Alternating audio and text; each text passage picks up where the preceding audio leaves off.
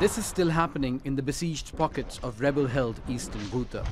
Airstrikes and shelling have continued on Douma, one of the largest and most populated parts of the enclave.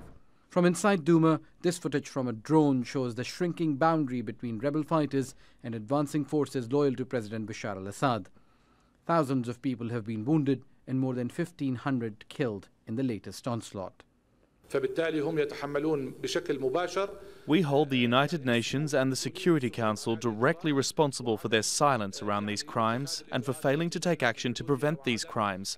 But let us not forget the party that holds direct responsibility are the Syrian regime and the countries that continue to stand by it. Like much else of rebel-held Syria, relentless bombardment of Ghouta has forced most of it into submission. The buildings over parking garages no longer stand. That's a washing machine hanging out from the shell of an apartment block.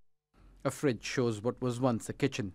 Another floor appears to show bathtubs and the caved-in roof. The cameraman who filmed it says this used to be his neighborhood.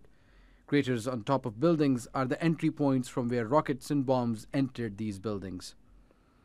Until recently, Eastern Ghouta was home to almost 400,000 people.